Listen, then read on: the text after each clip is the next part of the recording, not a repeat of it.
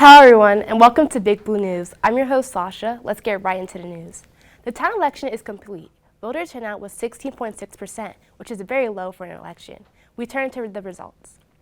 Select Board Chair Mary Ellen Fletcher and Board Member Katie Phelan were re-elected last night in a close race against Liz Smith.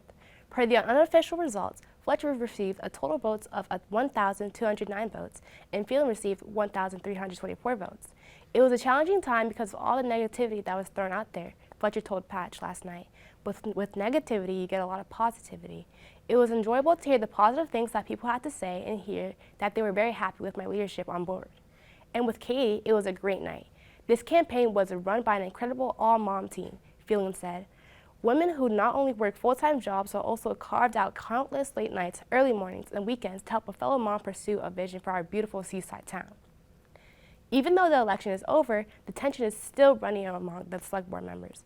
Facebook has been turned into a battleground as Mary Ellen is facing accusations brought by fellow Select Board member David Grishman.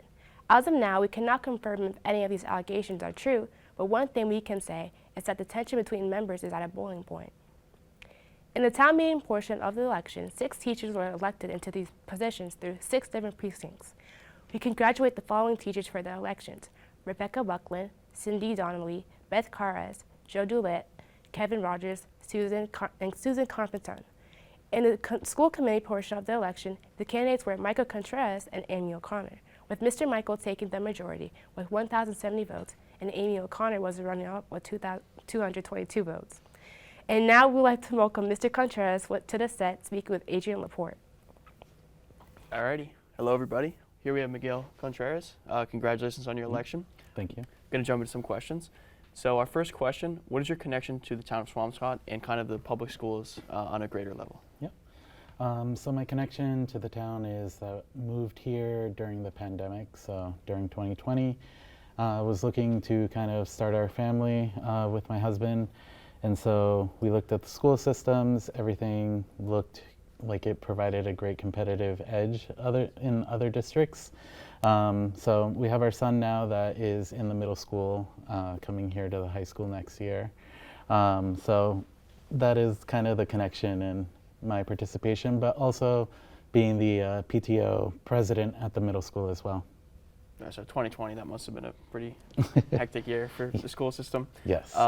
Next question, we already kind of talked about it, but why did you run kind of on, what was your main reason for running? Mm-hmm. I ran mostly because I've been a town meeting member for the last 3 years, have gone to the select board meetings, school committees, even on the town floor kind of voiced that we shouldn't be cutting from the school budget since they already do a lot with less. And those are things that I've seen as part of the PTO president at the middle school and just kind of working with them on things that teachers need, but there isn't any money to provide to them.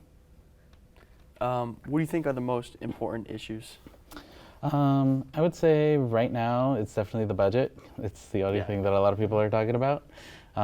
So the budget is one, and just trying to make sure that we can at least meet what the school committee has already approved.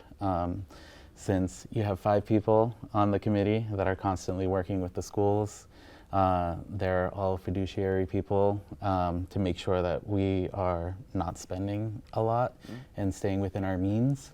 So seeing that cut further, it makes it a little bit tricky for sure. So I know that makes it hard on the staff as well, because we're kind of looking at cuts, but hoping that we don't have to actually do any of those. So just kind of a question for the future. What are the kind of bigger changes you want to see in the next 5 years? I guess in the next 5 years is mostly just trying to strengthen our curriculum that we have, since we have this TV production studio that's great. Not a lot of other schools or districts have this. And we also have different offerings that you wouldn't necessarily find in a different district. So kind of want to see those improve a little bit more. But also keep our school committee budget kind of where it is, and making sure that we're not getting rid of teachers, because the moment you get rid of them, you lose a lot of institutional knowledge. It affects a lot of the student body. We've seen that a bit, yeah. And you also then get increased classroom sizes, which I already know is a problem in all of the schools.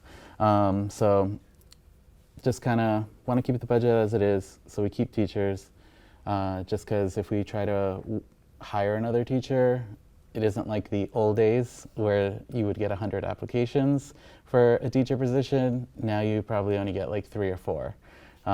So if we cut them, we're not getting them back. I see, yeah. Anything you want to add? I guess Any final remarks?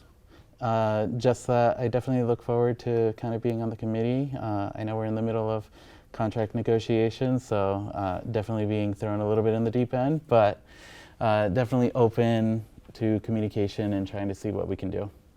Alrighty, thank you for joining. Yeah, thank you for Pleasure having to me. have you. All right, now we're going to take it back to Sasha. Thank you, Mr. Michael, for joining us today.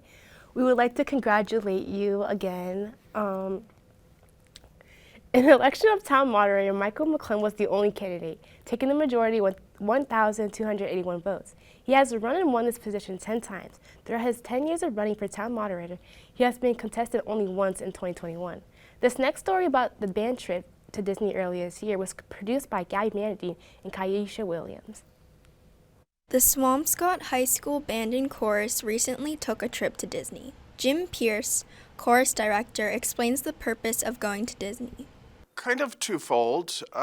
We had the opportunity to perform there on the Disney Springs property, which was great. Band did a performance and chorus did a performance as well. And then we each had an opportunity to work with a conductor down there. They have a thing called the Imagination Campus, which is sort of their educational branch. So we had the opportunity to kind of record some singing and some just kind of funny sound effects that went with a Beauty and the Beast video. And then, you know, obviously the fun of being in the parks. So Eddie Rovey, band director, talks about the fundraising for the trip. A couple ways. One way was we did a snap raise, which was not the best fundraiser, but at least it brought some money in. They keep 20% of the profits, so that was kind of a loss, but it is what it is. We did a chocolate fundraiser. Was not as successful, but something. And then the last thing was the kids put together a little coffee house in October, which that actually helped to pay for part of the polos. Ezra Mackey, a core student, reflects on their favorite memories. I mean, probably just being there, to be honest. I know it was my first time, and I think there were a few other people on the trip who this was also their first time. So honestly, just the experience and getting to perform there was also just really cool as well. Samantha Sparaccio, a band student, shares her best moments. Being able to hang out with my friends and go on rides. It was fun. The Swampscott High School Band and Chorus had a very successful trip. Tune in for their next adventure. And now we will cut to the sports desk with Nikhil. The boys lacrosse team played Burlington at Drake High School on Tuesday. Unfortunately, the final score was 8-9. They also played Drake but fell short with a score of 1-9. But they bounced back with a win over Danvers last night with a score of 5-3, leaving their record 5-5 now. The girls lacrosse team played Beverly and Methuen over the break. Unfortunately, losing both games in the nail-biter, 12-13 Beverly and 7-8 Methuen. The girls bounced back last night versus Danvers and beat them 18-2. The girls look to make a far playoff run with their record right now of 8-2. That's all for sports. Back to you, Sasha. Thank you, Nikhil. We thank you for joining us on this episode of Big Blue News. Tune in next time and be sure to like and subscribe.